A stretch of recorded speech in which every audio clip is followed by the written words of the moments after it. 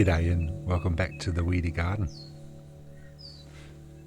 When I try to imagine paradise, I think of a garden. I feel comfortable in gardens, especially when it's my own. It's like a home inside a home. Gardens are a place of richness, of fertility, and of plenty.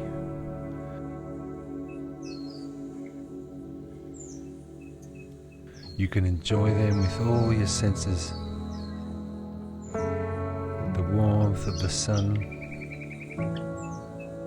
the colours of the birds, the bugs and the bees, the taste of fresh fruits, the smell of rain.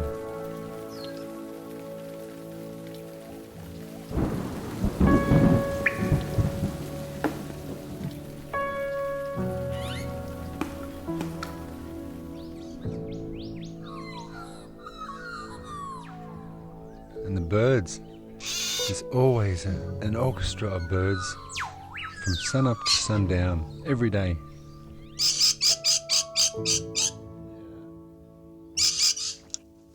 But sometimes it's quiet, real quiet.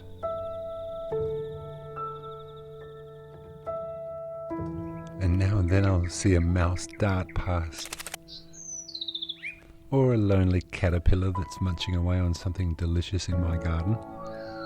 I love to watch them, thinking they can't be seen, but they all belong here. They're a cog in the cycle of life under this big sky.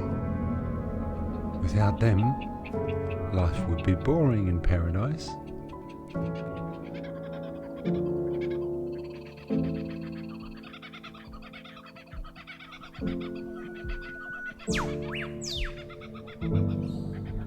You might be wondering where I got all this know-how about bacteria, about soil, about how to grow food. Well, it's easy. All the information we ever need for our own evolution is already out there somewhere. Whether you find it on the outside, like in a book, or through a friend, or by watching a YouTube video, or if it comes from the inside, like having a gut feeling about something. If you really want to know, you will find out. I'll be honest with you. When lockdown started and I saw videos online of how some people reacted towards simple things like toilet paper, what would it be like if there was no food in the stores?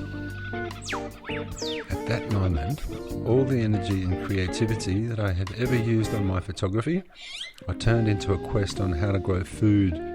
All the food I'd need, the vitamins, the minerals, all the life energy to thrive from this little weedy patch in the sun.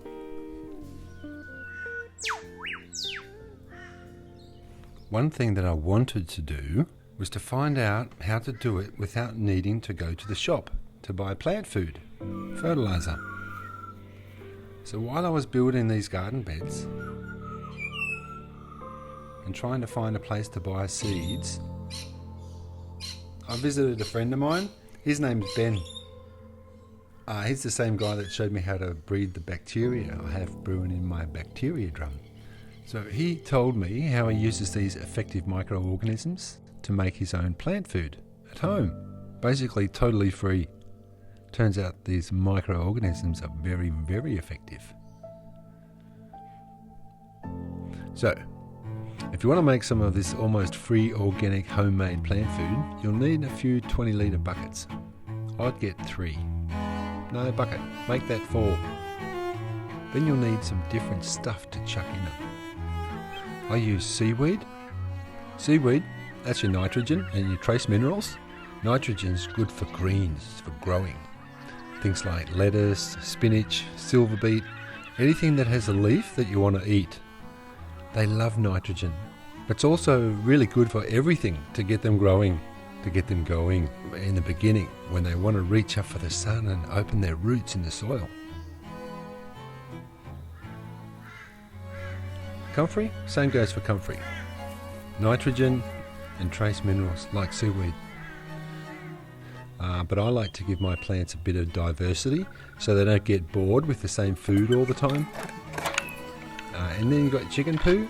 Poo is straight nitrogen and pretty strong at that.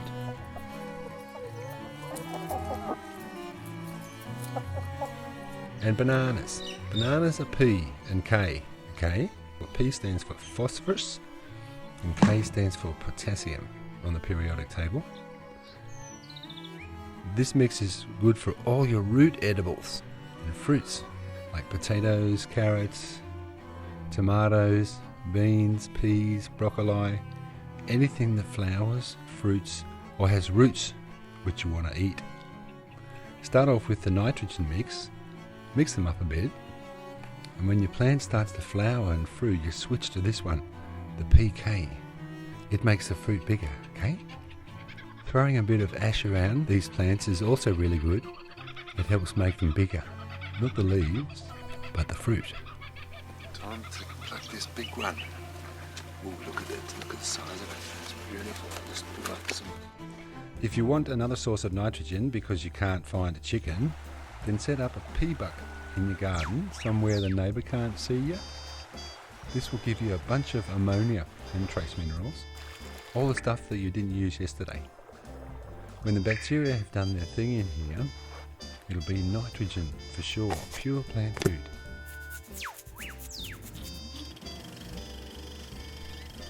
I chop it up as much as I can. The smaller the better, because in a second I'm going to add some of my bacteria from my bacteria drum.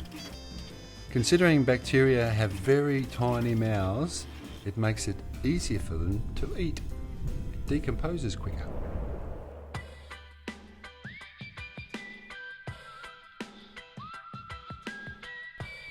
I fill about 20% of the bucket with my diverse ingredients, and then I add half a litre of bacteria juice from my bacteria drum, and the same amount of molasses or brown sugar for dessert.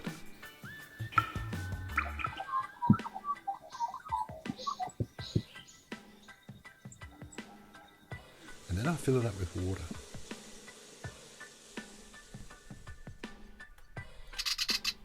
And then I let it sit for a week or so. So when you add the bacteria, they eat the cell of the dead plant. The cell contains the plant food, right? But the cell needs to be cracked open to release the nutrients that can be taken in by the plant. This is the first batch I made. It's almost empty. I'll give you a look. When I add the bacteria to the bucket, the bacteria, they eat away at the cell of the dead organic matter. While they do this, some of it runs down their cheeks and is contained in the bucket. The rest is now in their bellies. And when you pour it on the garden, they fart and poo and get eaten, and those predators poo and so on. It's really all about the inside of the cell having to go through a bacteria, which when that's eaten, releases the nutritional elements ready for plant intake. I'll try to demonstrate. So imagine I'm a bacteria, and this watermelon is the cell of a banana. When I eat it, some goes in my tummy, but some also goes in the bucket. That's plant food right there. What happens when you water it on is that you're releasing all the bacteria with their full bellies that are going to fart and poop and be eaten and pooped out and so on. They can even be sucked up into the root of a plant itself. The plant extracts the nutrients out of the bacteria and then spits out the empty shell so the bacteria can go back and fill up again.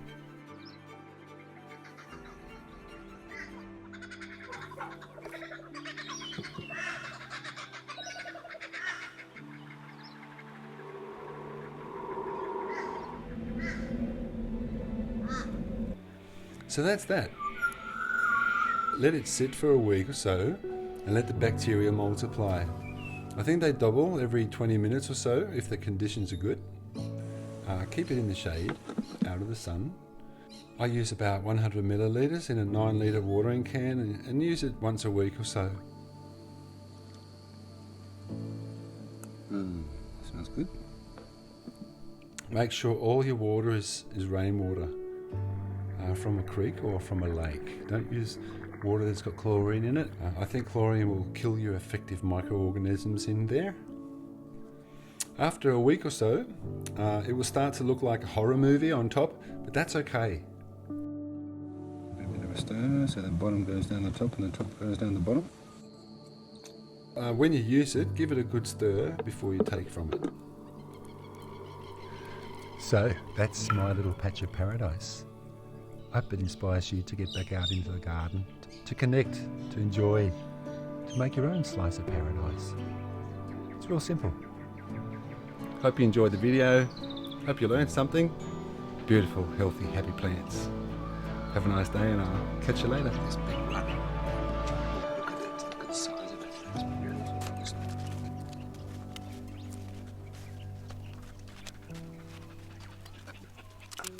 Check it out. Check it out. It's really big. Beautiful big one. Ooh, that's huge.